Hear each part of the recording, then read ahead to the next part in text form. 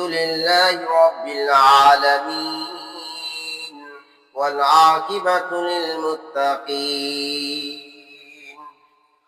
والصلاة والسلام على رسوله محمد وآله وأصحابه أجمعين.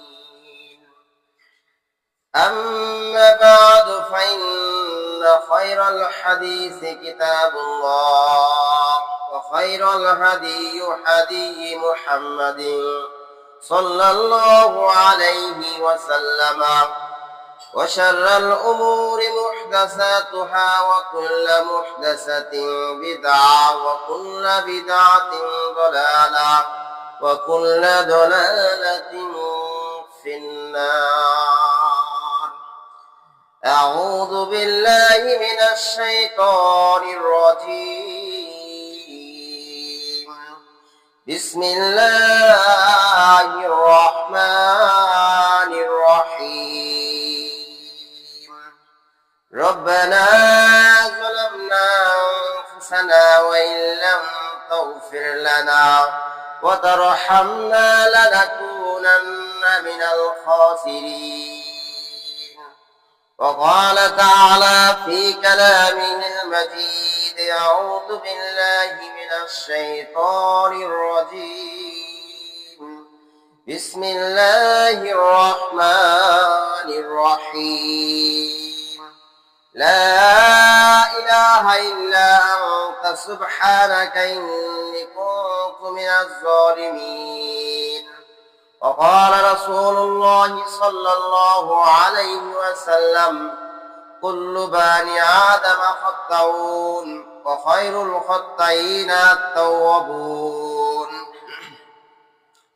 প্রশংসা আল্লাহ তাআলার জন্য, যে আল্লাহ সুবহানাহু ওয়া তাআলা আবহাওয়া অবস্থা ভালো না থাকার কারণে তারপরেও আমাদেরকে সমাজ থেকে কিছু সংখ্যক মুসলমান দিনী ভাই ও বোন আসার তৌফিক দান করেছেন। সে মহান রাব্বুল আলামিনের প্রশংসা করি, সকলে বলি আলহামদুলিল্লাহ।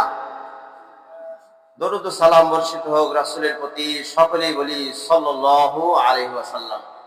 সম্মানিত উপস্থিতি, আজকে আমার আলোচনার বিষয়বস্তু হচ্ছে ভুল স্বীকার। ভুল স্বীকার একটা সাহস ও সততার অন্যান্য নিদর্শন। যাদের সাহস থাকে, যাদের সততা থাকে, সে ভুল স্বীকার করতে কোনো দ্বিধাবোধ করে না। মানব জীবন প্রত্যেকটা পা হারানোর পরে আমাদের এটাই বিশ্বাস করতে হবে যে আমরা ভুলের মধ্যে রয়েছি। কিন্তু এই ভুলটা আমরা উপলব্ধি করতে পারি, বুঝতে পারি, আবার মনের ভিতরে এটা লালনও হয়। মনে মনে আমরা সংকীর্ণতা বোধ করি, আবার মনে মনে আমরা মানুষকে বলার জন্য চেষ্টা করি, কিন্তু ভুলটা সংশোধন করার জন্য চেষ্টা করি না, ভুল স্বীকার করি না। ভুল স্বীকার এই জন্য করি না যে ভুল স্বীকার করলে আমি ছোট হয়ে যাব, মানুষ আমাকে হ্যাঁ তুচ্ছ মনে করবে, অনেকে বলবে যে তুমি ভুল করতেছো বারবার, আবার ভুল করে আবার মানুষের কাছে মাপ চাচ্ছ। এটা কেমন মানুষ? তুমি কি এমন মানুষ হয়েছো, ভুল করে বেড়াচ্ছ? তো এই কারণে আমরা সমস্যায় পড়ে যাব, বা আমাদেরকে অবহেলা করবে, মানুষ অসম্মান করবে, মানুষ কটূক্তি করবে, কথাবার্তা বা বিতণ্ডা করবে। এই ভয়ে মানুষ মানুষের কাছে ভুলের সংশোধন করে নেই না, ক্ষমা চাই না। আমি আজকে ভুল করছি, এই ভুলটা কার সামনে করছি, আমি কার বিরুদ্ধে কথা বলছি, কথাটা যদি তাকে আঘাত লাগে আর কথাটা যদি সে খারাপ মনে করে, মনের ভিতর ব্যথা পায়, আমি যদি তার কাছে ভুলটা ক্ষমা না চাই, তাহলে আল্লাহ ক্ষমা করবেন না। সম্মানিত উপস্থিতি, তাই আমরা ভুলের মধ্যে আছি। আল্লাহ রাসূল সাল্লাল্লাহু আলাইহি সাল্লাম বলেন, কুল্লু বানি আদম খাত্তাউন, প্রত্যেক আদম সন্তানের ভুলের মধ্যে রয়েছে। ওয়া খায়রুল খাত্তাইন আত-তাওয়াবুন, ওই ব্যক্তি সবচেয়ে উত্তম, ওই ভুলকারী ব্যক্তি সবচেয়ে উত্তম, যে ব্যক্তি ভুল করলো আবার ক্ষমা চাইলো, সে ব্যক্তি সবচেয়ে উত্তম। সম্মানিত উপস্থিতি, আল্লাহ রাসূল সাল্লাল্লাহু আলাইহি সাল্লাম এত সুন্দর হাদিস একটা বর্ণনা করেছেন, কিন্তু তারপরও আমরা চেষ্টা করি না যে আমি ভুল করলাম, আমি যে মানুষটার বিরুদ্ধে কথা বললাম, আমি যে মানুষটার বিরুদ্ধে একটা বাজে মন্তব্য ছেড়ে দিলাম, কিন্তু যদি সেটা পরিষ্কার না হয়, সেটা যদি তার উপর না বর্তায়, সেই ভুলটা যদি আমি সংশোধন করে না নেই, তাহলে ওই ভুলটা আমার উপর বর্তাবে, মানে আমার উপরেই পড়ে যাবে। এখন আমি একজনকে না জেনে বললাম যে ও নাস্তিক হয়ে গেছে, ও মুরতাদ হয়ে গেছে, কিন্তু সে যদি মুরতাদ না হয়, নাস্তিক না হয়, ইহুদিদের দালাল না হয়, তাহলে এই কথাগুলো আবার ফিরে আসবে আমার দিকে। আমি বললাম যাচাই বাছাই করে না বলে, আমি আসলে কেন বললাম, হয়তো আমি এখানে বক্তৃতার মাধ্যমে অনেক সময় বলে ফেলি, কথাবার্তা কথায় কথায় আসে, হয়তো প্রমাণ পাওয়া যায় কিছু কিছু ক্ষেত্রে, এই প্রমাণের উপর ভিত্তি করে আমি কিছু কথা বলি এই খুতবার মাধ্যমে। হয়তো সেটা সত্য মিথ্যা কতটা এটা আল্লাহ আলাম, আল্লাহ ভালো জানেন, কিন্তু আমি কথা একটা বলেই ফেলছি যে ইসকনের বিরুদ্ধে একজন মহিবুল্লাহ নামে একজন হুজুর মানুষ টঙ্গীর গাজীপুরে একটা কথা বলে ফেলছে, ও ওখান থেকে ওকে আনে ফালা রাখছে ব্যারিস্টারে। তো আমি এটা লেখনির মাধ্যমে বা কারো একটা খবর বা কথাবার্তার মাধ্যমে বা ইউটিউবের চ্যানেলে আমি দেখে এই কথাটা আপনাদের উপর বাস্তবায়ন করছি, কথাবার্তা বলছি সচেতন হওয়ার জন্য।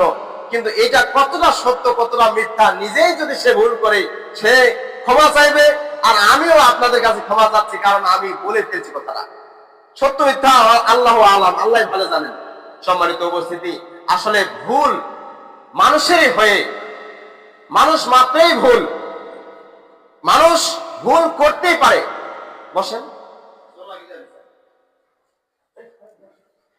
মানুষ ভুল করতেই পারে, এই ভুলের জন্য যে খেসারত রয়েছে, অর্থাৎ যার কাছে ভুল করা হবে তাদের কাছেই ক্ষমা চাইতে হবে। এটাই হচ্ছে মুসলমানদের উচিত, এটা হচ্ছে রাসূলের আদর্শ, এটা হচ্ছে রাসূলের অনুকরণ। যদি আপনি ভুল করেন বা আমি ভুল করি, যার কাছে ভুল করব তার কাছে আমি ক্ষমা চেয়ে নিব, তাহলে ভুলটা সংশোধন হবে। আর আমি যদি অহংকার বশত ধরে থাকি, না আমি ওর কাছে ক্ষমা চাইবো, মানে ও কোথায় মানুষ, ও কত নিচে আর আমি কত উপরে, আমার কত টাকা পয়সা আর ওর কি আছে এমন, আমি ওর কাছে ক্ষমা চাইবো, মানে পৃথিবীতে সবাই মানুষ, আল্লাহ তাআলা সবাইকে সৃষ্টি করেছেন। বড় লোক যারা, তাদেরকে আল্লাহ তাআলা সৃষ্টি করেছেন, যারা গরিব মানুষ তাদেরকে আল্লাহ তাআলা সৃষ্টি করেছেন। বড় লোকেরও দুইটা হাত আছে, গরিব লোকেরও দুইটা হাত আছে, বড় লোকেরও দুইটা পা, গরিব লোকেরও দুইটা পা, দুইটা চোখ, দুইটা কান, সবই আছে, সবই হুবহু। কিন্তু হয়তো একটু খালি টাকা পয়সা ধন সম্পদ আপনাকে বেশি দিয়েছে, আমার কম দিয়েছে, তাই আমি একটা মানে নামি দামি মানুষ ভুল করছি, জাতির কাছে আমি কোনো সময়ের জন্য ক্ষমা চাই না। এই ক্ষমা না চাওয়ার কারণে আল্লাহ তাআলা সেই কাল কিয়ামতের ময়দানে আমাকে আপনাকে জবাবদিহি করতে হবে। আমি কেন ক্ষমা চাইনি? কারণ সে হতে পারে ছোট, হতে পারে সমাজের একবারে নিম্ন শ্রেণীর মানুষ, আমি কেন তার কাছে ক্ষমা চাইলাম না? সম্মানিত উপস্থিতি, আমরা অনেক সময় ভুল করে ফেলি।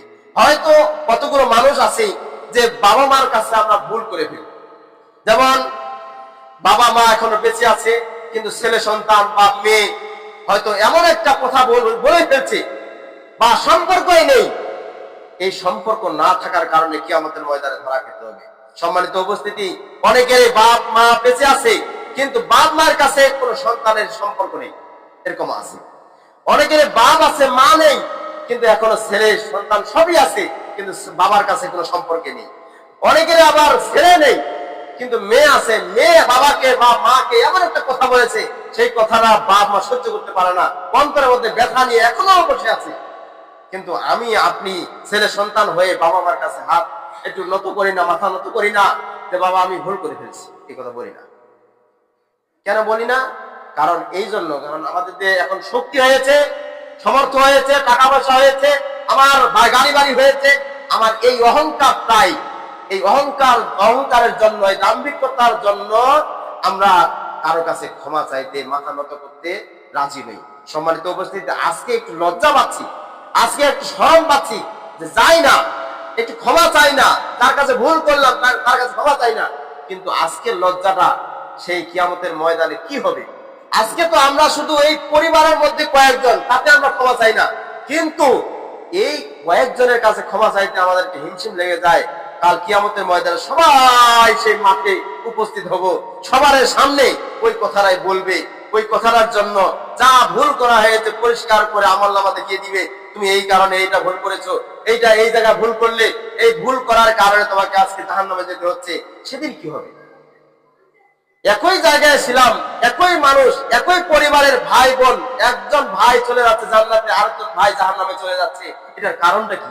এটার কারণ হচ্ছে আমরা অনেক সময় যে ভুলগুলো করি, ভুলগুলো আমরা ক্ষমা করে নেই না। আমরা এমনি মনে মনে ভুল করেছি বা আল্লাহর কাছে এমন ভুল করে ফেলছি, সেই ভুলটা আমাকে সংশোধন করে নিতে হবে, আল্লাহর কাছে কান্নাকাটি করতে হবে।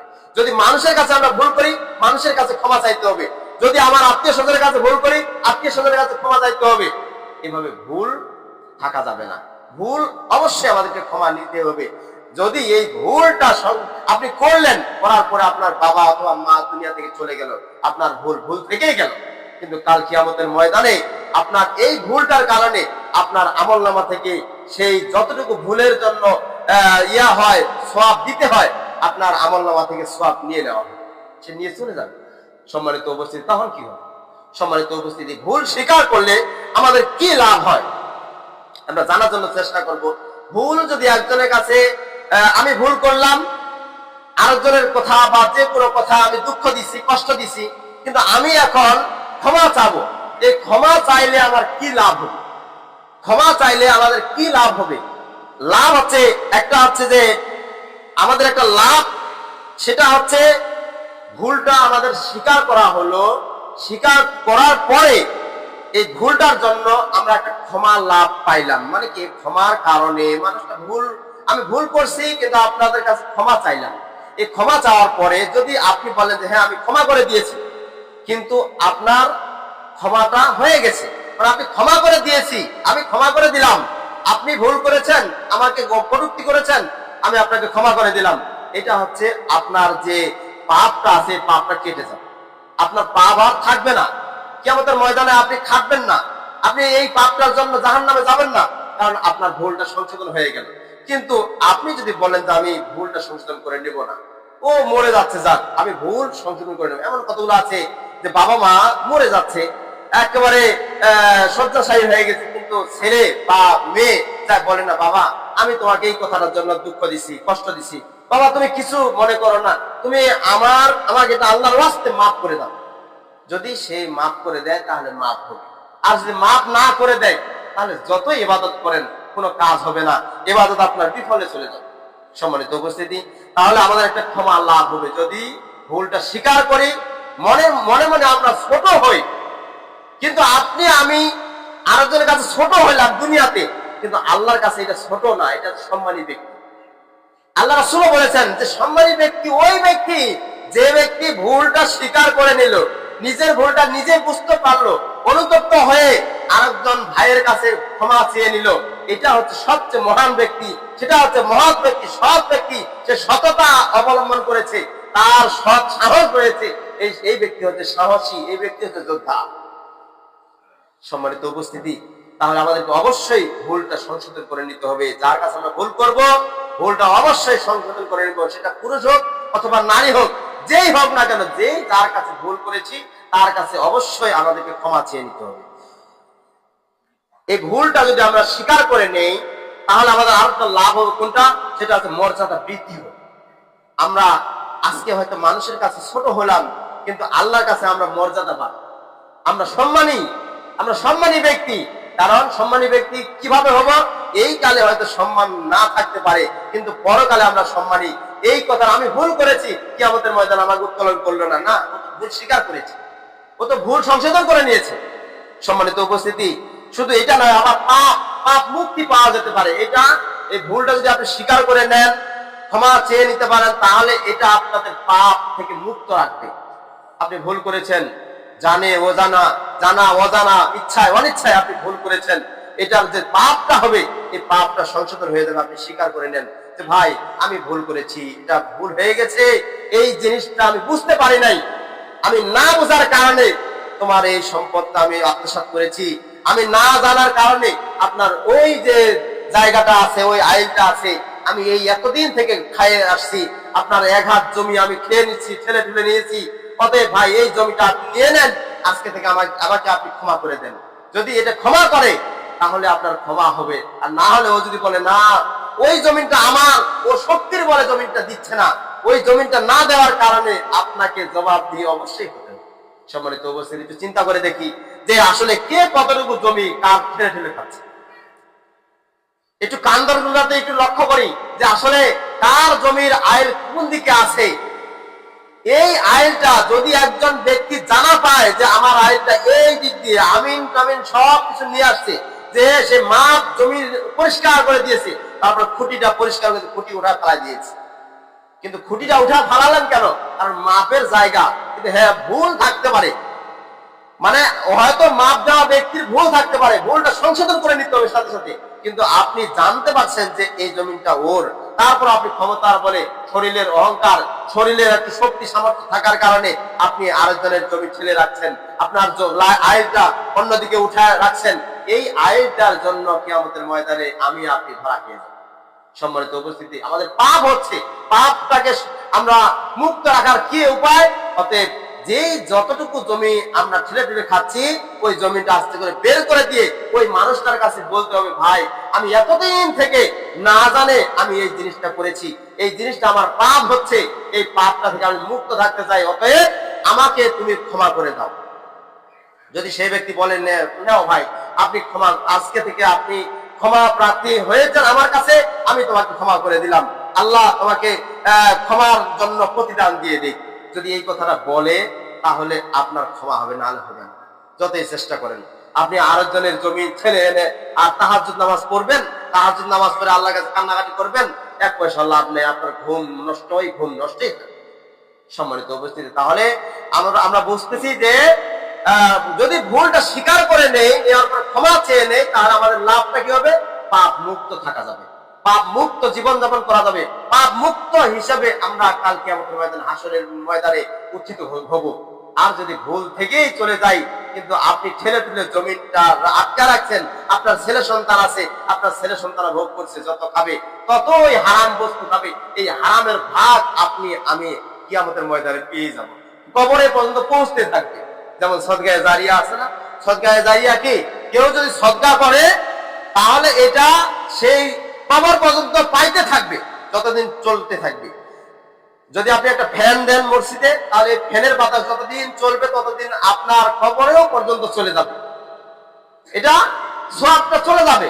কিন্তু আপনি যদি দুনিয়াতে একটা খারাপ কাজ করেন, এই খারাপ কাজ করার কারণে আপনার ছেলে সন্তান যতদিন আছে পৃথিবীর জমিনে, ততদিন আপনার পাপ ওইভাবেই চলতে, পাপ আপনার ঘরে চলে যাবে। সম্মানিত উপস্থিতি, তো আপনি তো বুঝতে চাই না যে আসলে পাপ করলাম, আবার ক্ষমাও চাইলাম না, ভুল করলাম ক্ষমাও চাইলাম না, এই না ক্ষমা চাওয়ার কারণে কিয়ামতের ময়দান আমাদের খুব ভয়াবহ। সম্মানিত উপস্থিতি, তো এইটা হচ্ছে আমাদের ভুল স্বীকার করলে আমাদের পাপ মুক্ত থাকা যাবে। আরেকটা হচ্ছে যে আমরা মিথ্যা অহমিকা, মিথ্যা থেকে আমরা দূরে থাকবো। একটা মিথ্যা কাজ, একটা মিথ্যা অপবাদ মানুষকে দিয়ে দিছি, এটা সত্য, যদি আমি আপনার কথা একটা বলে ফেলি, সেটা আপনার কাছেই নাই, আমি এমন একটা কথা বলছি আপনার বিরুদ্ধে আরো জায়গায়, সেই কথাটা আপনার কাছেই নাই, মানে আপনার কাছে কোনো মানে এটা নেই, অথবা আপনি গীবত করেছি, এক ভাইয়ের জন্য গীবত করলাম যে এই মানুষটার এই জিনিসটা, এই খসলতটা আছে, এই খারাপ অভ্যাসটা আছে, কিন্তু তার কাছে যদি খুঁজে দেখা যায় কিন্তু এটা নাই, কিন্তু আপনি অনুমান করে বললেন, এই অনুমান করা এটা মিথ্যা, এই মিথ্যা বলাটা মহাপাপ, মিথ্যা বলার কারণে জাহান্নাম থাকতে হলো।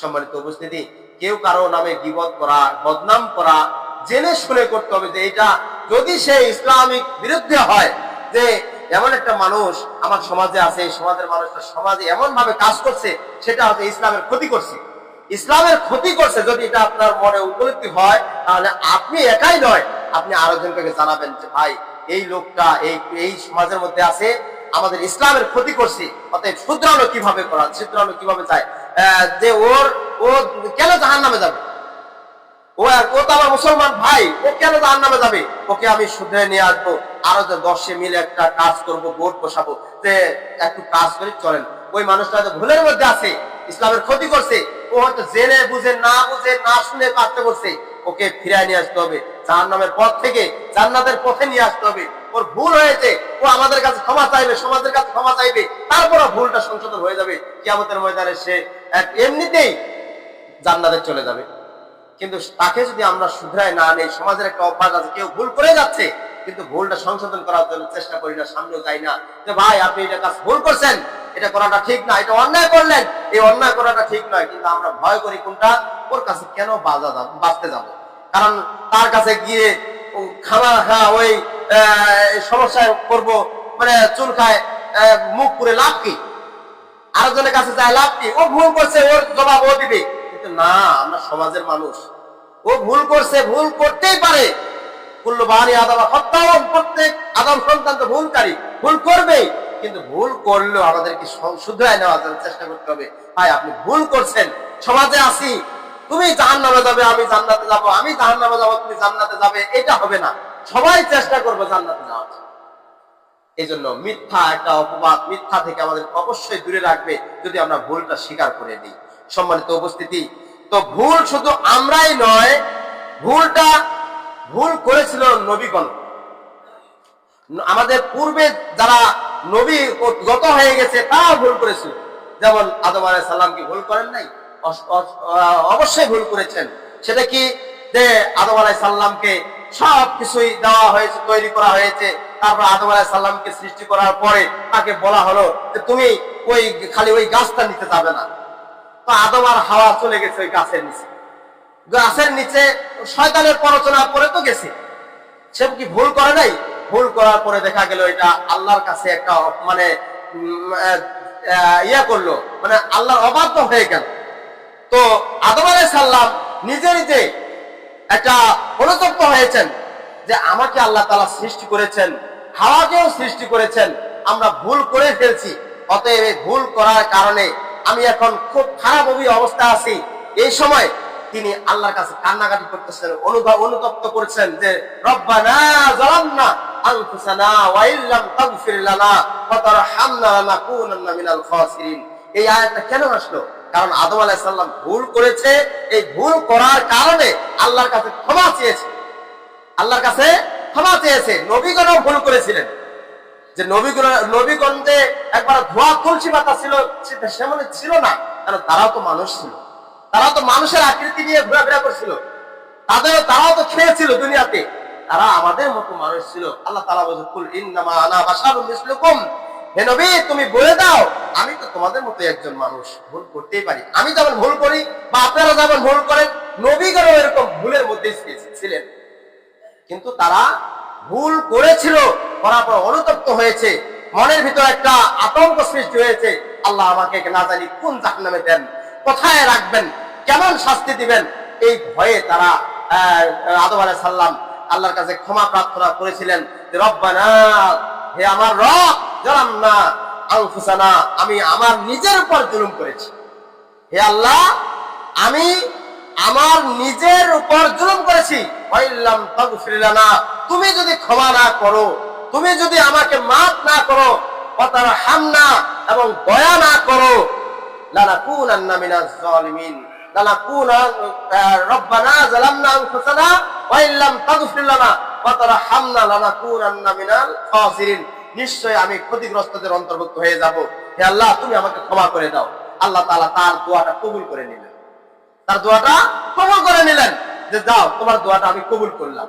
কিন্তু শয়তান ইবলিস শয়তান, যে ইবলিস শয়তান আদম আলাইহিস সালামকে ধোঁকা দিয়েছে, ইবলিস শয়তান যে আল্লাহ তাআলা তা ইবলিস শয়তানকে বলছিল যে আদমকে তুমি সিজদা করো, কিন্তু শয়তান সিজদা করলো না। শয়তান সিজদা না করার কারণে তাকে ইবলিস উপাধি দিয়ে দিল, তাকে ইবলিস, সে তার নাম ছিল আজাজিল, কিন্তু তাকে শয়তান, তাকে ইবলিস হিসেবে স্বীকৃতি দিয়ে দিল। আর ইবলিস বলল, আদম আলাইহিস সালাম ক্ষমা চাইলো, আল্লাহর কাছে ক্ষমা পেল, কিন্তু ইবলিস ক্ষমা চাইলো না, ইবলিস অহংকার করলো। এই জন্য যে আমি হচ্ছে আগুনের তৈরি আর আদম হচ্ছে মাটির তৈরি, আমি ওকে সেজদা করবো, মানে সে সেজদা করলো না। সেজদা না করার কারণে আল্লাহ তাআলা তাকে বললেন যে তুমি কি চাও দুনিয়ার জীবনে? যে আমি কিছু চাই না। তার অহংকারটা দেখেন, সে ক্ষমা চায়নি, সে বলল যে আমি কিছু চাই না, আমি শুধু এইটাই চাই কিয়ামত পর্যন্ত যত মানুষ আসবে, আদম সন্তান আসবে, সবগুলোকে আমি জাহান্নামে নিয়ে যাওয়ার চেষ্টা করব। মানে খুব প্ররোচনা দিবে, মনের ভিতর শয়তানি ঢুকাই দিবে, যাতে আল্লাহর ইবাদত থেকে কাঁপতে থাকে। এই কাজটা শুধু সে চেয়ে নিছে, কিন্তু সে শয়তান নামের উপর শয়তান হিসেবে আখ্যায়িত পেয়েছে। আর আদম আলাইহিস সালাম ক্ষমা চাইছে, এই ক্ষমা চাওয়ার কারণে সে ক্ষমাশীল একজন বান্দা হয়েছে। সম্মানিত উপস্থিতি, তাই ক্ষমা চাইলে আল্লাহর নবীদের অনুসরণ করা হবে। আল্লাহর নবীর নির্দেশ অনুযায়ী চললে তাহলে আমরা রাসূলকে অনুসরণ করার জন্য আমরা ওই দলে চলে যাব, রাসূলের দলে থাকবো। আর যদি কারো কাছে ক্ষমা না চাই, ভুল করেছি, ভুল করার পরেও যদি ক্ষমা না চাই, তাহলে আমরা ওই শয়তানের দলে নাম হয়ে গেল আমাদের। সম্মানিত উপস্থিতি, চেষ্টা করব যতটুকু আমরা ভুল করি, ভুল তো আমরা করি, কিন্তু ভুলটা করার পরে যদি আমরা জানতে পারি, জানার পরেও যদি ভুলটা আমাদের সংশোধন না করি, তাহলে আমাদেরকে কি আমাদের ধরা খেতে হবে। আর যদি জানা পাই যে ভুলটা আমরা করে ফেলছি, এটা শুধরাই নিতে হবে, তাহলে দেখবেন যে এটা আল্লাহর কাছে ক্ষমা চাইলে, তা মানুষটার কাছে ক্ষমা চাইলে, মানুষ যদি ক্ষমা করে তাহলে আল্লাহ তাআলাও এটা ক্ষমা করবেন। সম্মানিত উপস্থিতি, তাই আমরা জানতে পারলাম যে আদম আলাইহিস সালাম ভুলের ক্ষমা চেয়েছিলেন আল্লাহর কাছে, আল্লাহ তাআলা তার ভুলটা সংশোধন করে দিয়েছিলেন। এরপরে ইউনূস আলাইহিস সালাম, হযরত ইউনূস আলাইহিস সালাম তিনিও ভুল করেছিলেন, সীমা লঙ্ঘন করেছিলেন। কিভাবে? ইউনূস আলাইহিস সালামকে দায়িত্ব দিয়েছিলেন যে তুমি তোমার জাতিকে চেষ্টা করো, ইসলামের দাওয়াত দিতে থাকো। এখন সেই জাতি বা কওম দাওয়াত গ্রহণ করুক চাই না করুক, কিন্তু তুমি দিতে থাকো, দাওয়াত দিতে থাকো। তো ইউনূস আলাইহিস সালাম শেষ পর্যন্ত দেখলেন যে আমি এত দাওয়াত দিচ্ছি, ইসলামের পথে এত আকৃষ্ট করাচ্ছি, মানুষ আমার পথে, আল্লাহর পথে আসে না। তো ইউনূস আলাইহিস সালাম চিন্তা করলেন যে আর হবে না, এখন আমার ফিরে যেতে হবে, এই জায়গায় আমার থাকা হবে না। আমি এই জাতিকে বুঝাইতে পারি নাই, এই জাতিকে না বুঝার কারণ এই জাতিকে এত বুঝাচ্ছি, বুঝে না, তাই এই জাতিকে আমি কি করব? অতএব সে রাগ করে চলে গেছে।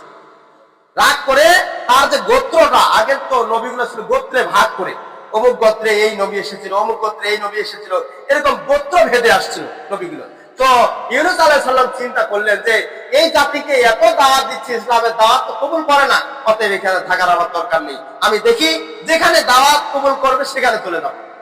তো সেখানে চলে গেছে। তো ইতিমধ্যে আল্লাহর পক্ষ থেকে একেবারে ওহী নাযিল হয়েছে, ইউনূস তুমি কেন দূরে সরে যাচ্ছ? তুমি তো অবাধ্য হয়ে গেলে। কারণ যেই দিন আল্লাহর পক্ষ থেকে আয়াত নাযিল হবে যে তুমি আমার নবী, তুমি ইউনূস, তুমি এখন চলে যাও, এই জাতি আর তোমার কথা শুনবে না, আমি এই জাতিকে ধ্বংস করে দিব, অতএব তুমি সামনের দিকে অগ্রসর হও, অন্য একটা জাতিকে বোঝানোর জন্য চেষ্টা করো। যতক্ষণ আল্লাহর পক্ষ থেকে অর্ডার হবে না, ততক্ষণ পর্যন্ত একজন নবী যেতে পারবে। কিন্তু এতটুকুই শুধু সমস্যা ছিল কি, যে এই জাতি তো বুঝে না, এই জাতিকে তো এত বোঝাচ্ছি, এই জাতি তো আমার ইসলামের কথা শুনে না, অতএব আমি আর এই জায়গায় থাকবো না। ইউনূস আলাইহিস সালামের এতটুকু বলছিল। তো এতটুকু ভুল করার কারণে আল্লাহ তাআলার কাছে সে ধরা খেয়েছে। সে বলেছে লা ইলাহা ইল্লা আনতা সুবহানাকা ইন্নী কুনতু মিনাজ জালিমিন। তখন কি করেছিল আল্লাহ তাআলা? তাকে একটা শাস্তি দিয়েছিলেন। ইউনূস আলাইহিস সালামকে একটা পরীক্ষা ফেলে দিয়েছেন যে ইউনূস চলে গেল, এই জাতিকে রেখে অন্য জায়গায় চলে গেল, তখন জাতিকে ছেড়ে চলে যাওয়ার সময় একটা নদীতে বা একটা নাহারে পড়ে গেল। পড়ে যাওয়ার পরে সে একটা বড় মাছ এসে তাকে খেয়ে নিল, ইউনূস আলাইহিস সালামকে খেয়ে নিল। নেওয়ার পরে সে ইউনূস আলাইহিস সালাম চিন্তা করে, আমি মনে হয় কোনো একটা অপরাধ করেছি, কোন একটা সীমা লঙ্ঘন করেছি, এই সীমা লঙ্ঘন করার কারণে আজকে একটা মাছ আমাকে গ্রেফতার করেছে, খেয়ে নিয়েছে। অতএব মাছের পেট থেকে আল্লাহ তাআলার কাছে কান্নাকাটি করছে, আল্লাহ লা ইলাহা ইল্লা আনতা, তুমি ছাড়া আর কোনো মাবুদ নেই, তুমি ছাড়া কোনো মাবুদ নেই, সুবহানাকা, তুমি তো পবিত্র, ইন্নী কুনতু মিনাজ জালিমিন, আমি তো সীমা লঙ্ঘনকারীদের অন্তর্ভুক্ত, আমি সীমা লঙ্ঘনকারীদের অন্তর্ভুক্ত। অতএব সে ওইখান থেকে কান্নাকাটি করতেছে আল্লাহর কাছে। তখন আল্লাহ তাআলা তার দোয়াটা কবুল করে নিলেন। আল্লাহ তাআলা তার দোয়াটা, যে লা ইলাহা ইল্লা আনতা সুবহানাকা ইন্নী কুনতু মিনাজ জালিমিন, এই বড় ধরনের একটা বিপদ থেকে উদ্ধার করলেন। তখন আল্লাহ তাআলা কিভাবে উদ্ধার করলেন? মাছটাকে একেবারে উপরে উঠায় রাখলেন, একবার চরের মধ্যে মাছ উল্টে পড়ে আছে, এর মধ্যে মাছটা আপনা থেকে উগলে দিচ্ছে। তাকে আল্লাহ তাআলা উদ্ধার করলেন, কারণ এটা হচ্ছে পরীক্ষা।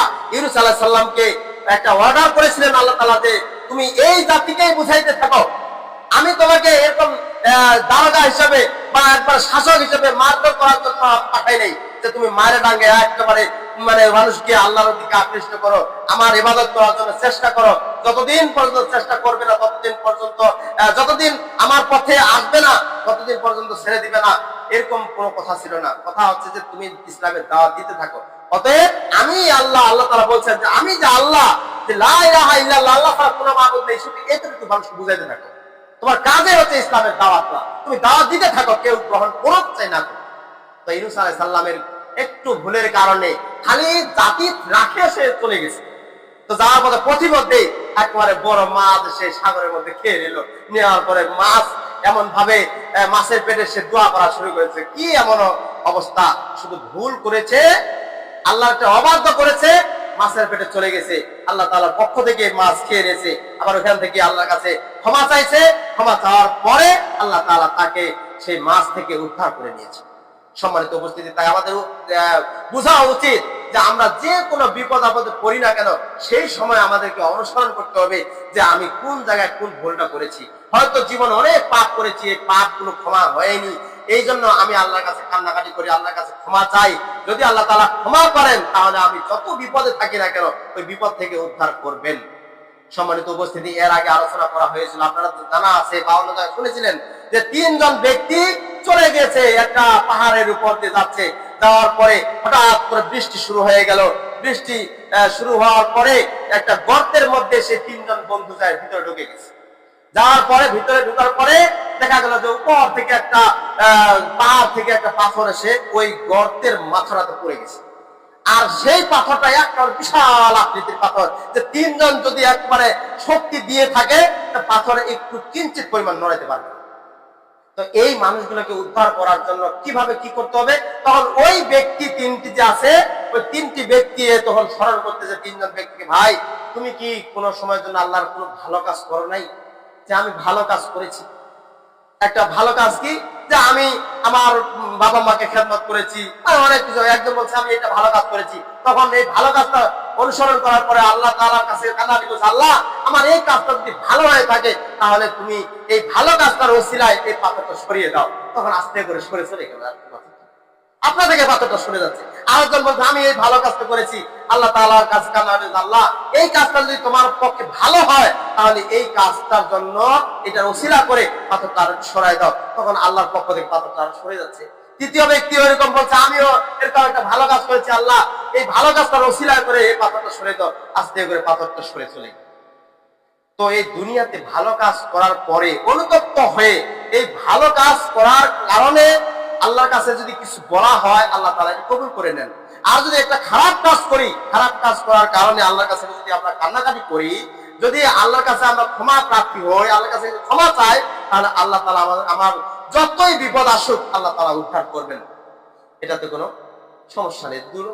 একটা কিঞ্চিত পরিমাণ এখানে ঈমান হারা হওয়া যাবে না, ঈমান পরিপূর্ণভাবে রাখতে হবে। সম্মানিত উপস্থিতি, তো ইউনূস আলাইহিস সালামও যে ভুলটা করেছিলেন শুধু একটা জাতির কাছ থেকে চলে গিয়েছিলেন, এটাই হচ্ছে আল্লাহর অবাধ্য। এটার জন্য আল্লাহর কাছে দোয়া করেছিলেন, লা ইলাহা ইল্লা আনতা সুবহানাকা ইন্নী কুনতু মিনাজ জালিমিন। এই জন্য আমরা মাঝে মধ্যে বিপদে আপদে পড়লে এই দোয়াটা পাঠ করে থাকি। একটা সমস্যা পড়ে গেছি বা একটা বিকট আওয়াজ হয়েছে, এই সময় আমরা দোয়াটা পাঠ করি, লা ইলাহা ইল্লা আনতা সুবহানাকা ইন্নী কুনতু মিনাজ জালিমিন। এই দোয়াটা আপনারা মুখস্থ করে রাখবেন, কারণ সবসময় এটা যে বিপদে বালা মুসিবতে যে কোনো সময় আপনি পাঠ করবেন, এটা আপনার কাজে লাগবে। এই দোয়াটা অবশ্যই আপনারা খেয়াল রাখবেন, লা ইলাহা ইল্লা আনতা সুবহানাকা ইন্নী কুনতু মিনাজ জালিমিন। এই দোয়াটা। সম্মানিত উপস্থিতি, এরপরে নবীগণ আবারও যেমন মুহাম্মদ সাল্লাল্লাহু আলাইহি ওয়াসাল্লামের জীবনেও এরকম ভুল হয়েছে, মুহাম্মদ সাল্লাল্লাহু আলাইহি ওয়াসাল্লামের জীবনেও এরকম ভুল হয়েছে। তো বদর যুদ্ধে আল্লাহ রাসূল সাল্লাল্লাহু আলাইহি ওয়াসাল্লাম বদর যুদ্ধে যাচ্ছেন। তো বদর যুদ্ধের ময়দানে তো নামাজের সময় হয়ে গেছে। এই সময় আল্লাহ রাসূল সাল্লাল্লাহু আলাইহি ওয়াসাল্লাম বললেন যে তোমরা কাতারবন্দী হও, কাতারবন্দী হও, সোজা করো। সোজা করার সময় তো সোজা করছেন, কিন্তু দেখা গেল যে কিছু কিছু মানুষ আছে না, যে সোজা লাইনগুলো সোজা করে দেওয়া হচ্ছে, যে কাতার সোজা করে নেন বলা হচ্ছে, তারপরে একজন সামনে আগে আছে, একটু আগে আছে, একটু পা গুলো বাঁকা হয়ে আছে, বা একটু সমস্যা হেলে আছে, বা পিছনে পড়ে আছে, এরকম দেখা যায়। তো হযরত মুহাম্মদ সাল্লাল্লাহু আলাইহি সাল্লাম তিনি বললেন যে এই কাতারগুলো সোজা করে নাও।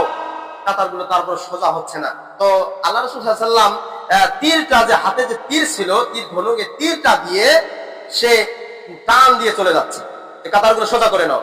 এভাবে টান দেওয়ার সময় ওই তীরটা আর কি একজনের পেটে লাগে গেছে। তার নাম ছিল সাওয়াদ ইবনে গাজিয়া।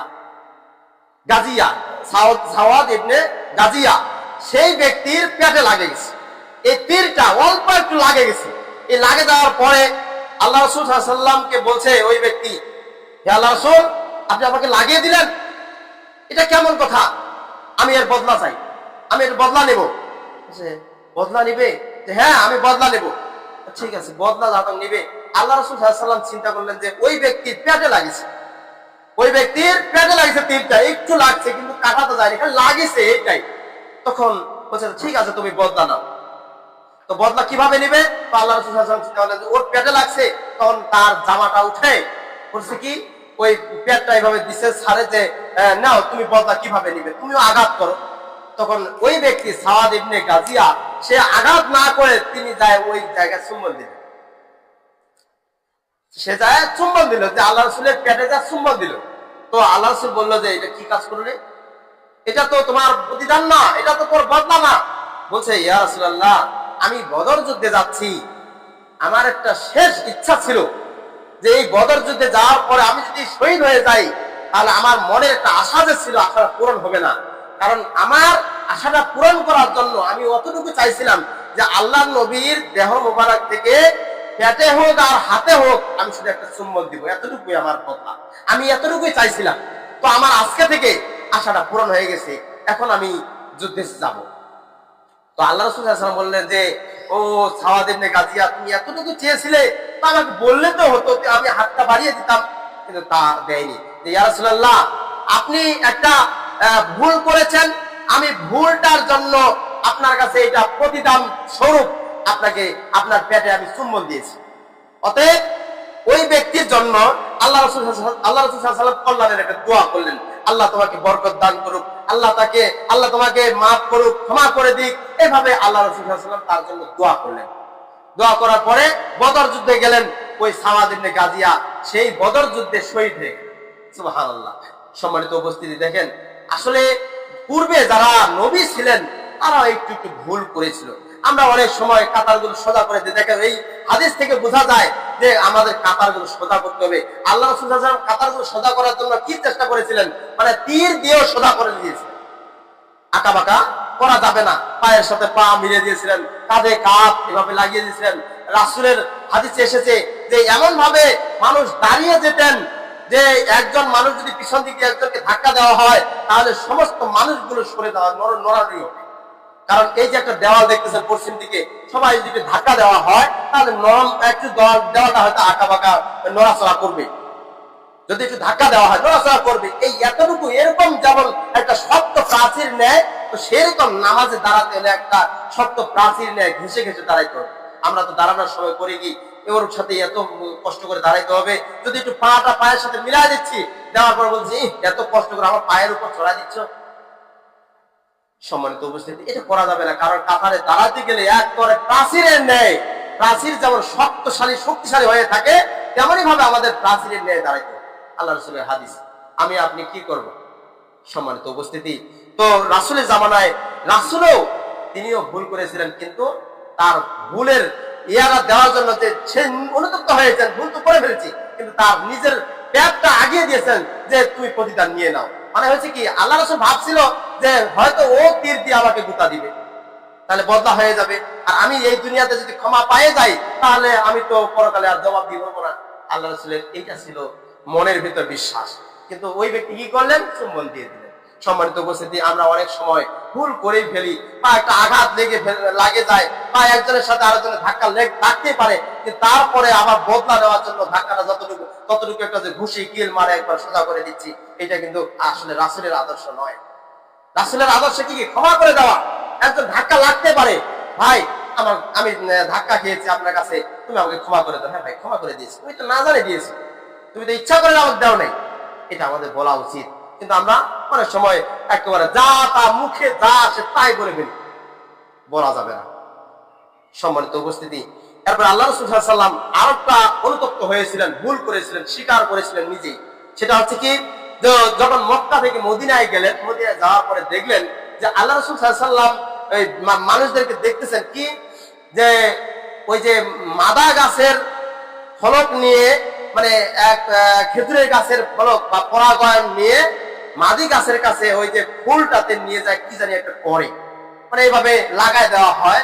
তো আল্লাহ রাসূল দেখলেন যে এই জিনিসটা কেমন করা হচ্ছে, যে একটা মাদা গাছের ইয়া থেকে নিয়ে আসে, এই মাদি গাছের কাছে ফল ধরছে, এখানে আবার ফলক লাগাই দিয়ে সুন্দরভাবে ইয়া পরাগায়ন করে দিচ্ছে। মানে কি, এটা পরাগায়ন করছে, পরাগায়ন ছাড়া তো একটু কম ফল হবে। তো আল্লাহ রাসূল দেখলেন যে এটা ঠিক না। আল্লাহ রাসূল এটা অনুমান করে বললেন এটা করাটা ঠিক না। যদি এটা না করা হয়, তারপর আল্লাহ তাআলা আপনাকে উত্তম রিজিক দান করবেন, হয়তো বেশি ফল ধরবে। তো সেখানকার ব্যক্তি চিন্তা করলেন, একজন নামি দামি আমরা নবী পেয়েছি, নবী তো ঠিকই বলেছে, অতএব নবীর কথাটা আমরা মানবো, আমরা পরাগায়ন করবো না। খেজুর গাছে এক খেজুর গাছের ডালা নিয়ে না আরেক খেজুর গাছে লাগিয়ে দিয়ে বেশি ফলের আশা আমরা করবো না। অতএব নবী বলেছেন, নবী যদি দোয়া করে তাহলে এটা আমাদের ফলনটা বেশি হবে। তো দেখা গেল যে ওই বছর আর পরাগায়ন করলো না। তো দেখা গেল শেষ পর্যন্ত ওই বছরে খেজুরের ফল বেশি ধরেনি, খেজুর আর ধরেনি বেশি, তো ধরছে দুই একটা ধরছে, কিন্তু ওই বছরে ওই মানুষগুলো লজে পড়ে গেছে। তবে আল্লাহ রাসূল সাল্লাল্লাহু আলাইহি ওয়াসাল্লাম আসে দেখলেন যে খেজুর গুলো তো এবারে কম ধরেছে, গত বছরে বেশি ধরেছিল। তো মানুষ বলা বলে শুরু করে দিয়েছে যে হুজুর আপনি এই কথা বললেন, আমরা পরাগায়ন করি নাই, আর পরাগায়ন না করার কারণে এবারে ফল কম ধরেছে, অতএব এটা কি করলেন? তখন বললো যে ভাই, আমি অনুতপ্ত হয়ে বলছি, আমি ভুল করে ফেলছি, আমি এটা আল্লাহর পক্ষ থেকে কথাটা বলি নেই, আমি বলেছি আমার নিজস্ব মন গড়া কথা। অতএব আমি এটা ভুল করেছি। আল্লাহর পক্ষ থেকে যদি আয়াত নাযিল হতো এরকম, আর যদি আমি কথাটা বলতাম তাহলে আপনাদের এটা ভালোই হতো, কিন্তু আল্লাহর পক্ষ থেকে এই কথাটা বলিনি, আমি আমার নিজস্ব ব্যক্তিগত কথাটা আমি বলে ফেলছি, চালিয়ে দিয়েছি, তাই তোমরা করেছিলে। অতএব আমার এই ভুলের জন্য আমি অনুতপ্ত হয়েছি। এই অনুতপ্ত হওয়ার কারণে ভাই এখন কি করতে হবে বলেন? তখন বলছে যে ঠিক আছে, যদি এটা ভুল হয়েছে, তখন আল্লাহ রাসূল সাল্লাল্লাহু আলাইহি ওয়াসাল্লাম আবার এটাও বলেছিলেন যে ভাই, আমি তো আপনাদের মতো একজন মানুষ, কুল ইন্নামা আনা বাশারুম মিসলুকুম, যে আমি তোমাদের মতো একজন মানুষ, তোমরা যেমন ভুল করো আমিও তো ভুল করি ভাই।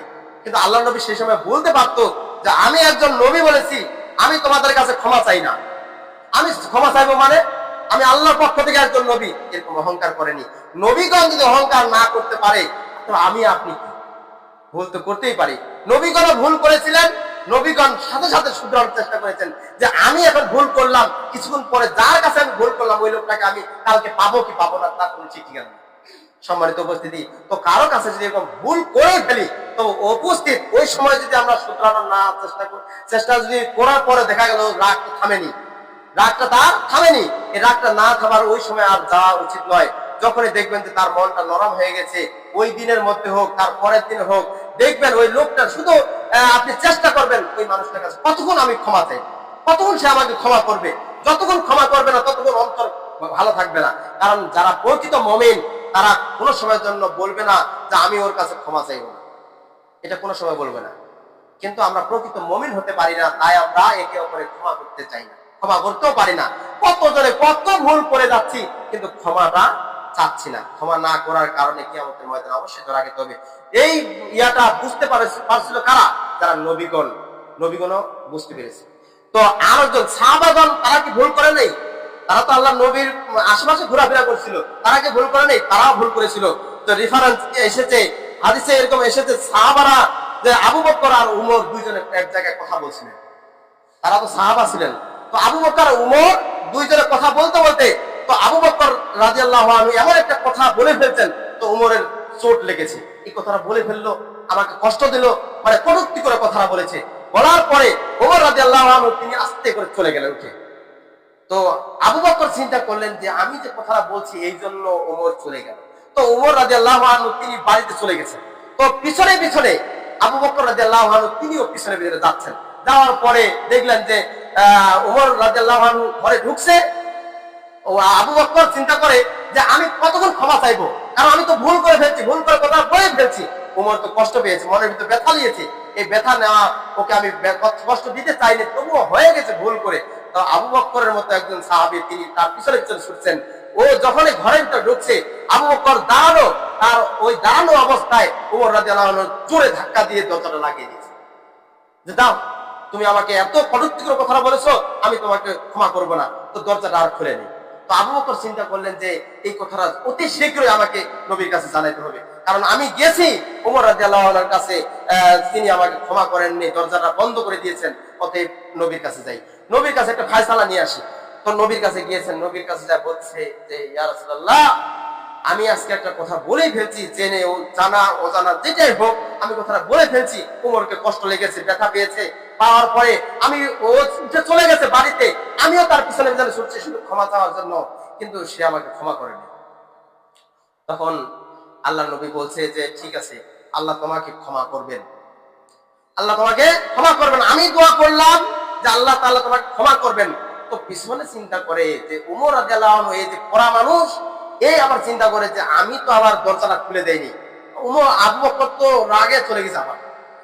তো পিছনে পিছনে উমর রাদিয়াল্লাহু আনহু পিছনে জন্য আসছে যে দেখি তো কি অবস্থা। তো উমর রাদিয়াল্লাহু আনহু চিন্তা করে যে আমি যাই ওই আবু বকরের কাছে। আবু বকরের বাড়িতে গেছে, যা দেখে আবু বকরকে পাইনি। পাওয়ার পরে চিন্তা করে যে আবু বকর ঠিক নবীর কাছে গেছে।